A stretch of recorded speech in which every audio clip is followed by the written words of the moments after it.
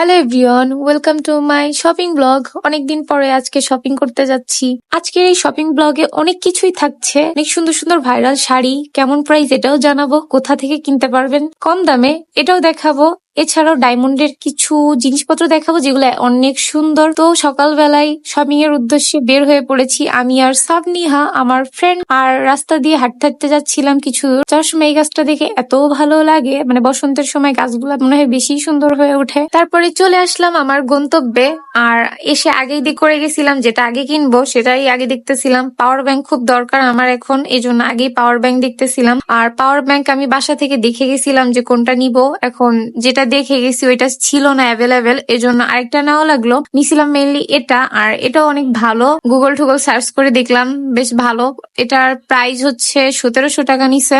এখন এটা নিলাম। তারপরে এটা কেনা শেষে একটু ওয়াচ দেখলাম। এখানে 3টা কালারের ওয়াচ দেখছিলাম, তার ভিতরে আমার ব্ল্যাক কালারটা ভালো লাগে। আর ব্ল্যাক কালারটার একটু স্টাইল একটু ডিফারেন্ট, এজন্য এটা ভালো লাগে। এগুলা চাইতেছিল 3000 4000 এমন প্রাইস ছিল। তারপরে একটু ডায়মন্ডের দোকানে ঢুকলাম, একটা আংটি বানাইতে দিব আমি, কিন্তু ডায়মন্ডের না, গোল্ডের একটা আংটি বানাইতে দিব। টিউশনির টাকা জমাইছি, ওইটা দিয়েই বানাবো। আমার কাছে ছিল আংটি একটা, ওইটা অনেক পছন্দের। এখন ওইটা কোনোভাবে এখন আমার কাছে নাই, এজন্য আমি আবার ওইটা বানাইতেছি। ছবিটা অ্যাড করে দিছি, ওইটাই ওরকম সিম্পলি বানাবো। আর আমার সিম্পল অনেক পছন্দ। তারপরে দোকান থেকে হিসাব নিকাশ করে আমাকে জানাইলো যে কত পড়বে।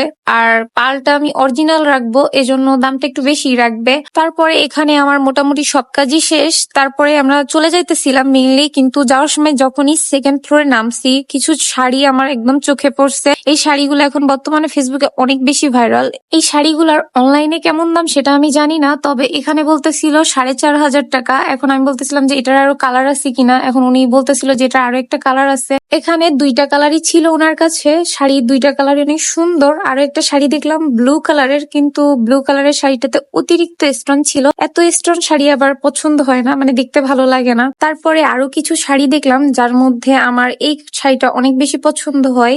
আর এটার দাম ছিল 5000 মেবি। আর এটার আঁচলটা এত সুন্দর কাজ করা ছিল, মানে এই আঁচলটার জন্য শাড়িটা বেশি সুন্দর। আর আঁচলের মানে বর্ডার দিয়ে শাড়ির স্টোন গুলার জন্য বেশি ভালো লাগতেছে। অনেক বেশি স্টোন না, এক সাইড দিয়ে 2টা রাউন্ড করা, এই জন্য বেশি সুন্দর লাগতেছিল শাড়িটা। তারপরে যাওয়ার সময় দেখলাম বাটাতে ডিসকাউন্ট চলতেছে আপ টু 50%। সো গেলাম ভিতরে। যাওয়ার পরে মেয়েদের কালেকশন ওরকম জমজমাট ছিল না, ভালোও ছিল না। আর বাটার এই শোরুমটাতে ছেলেদের জুতার কালেকশনই বেশি ছিল।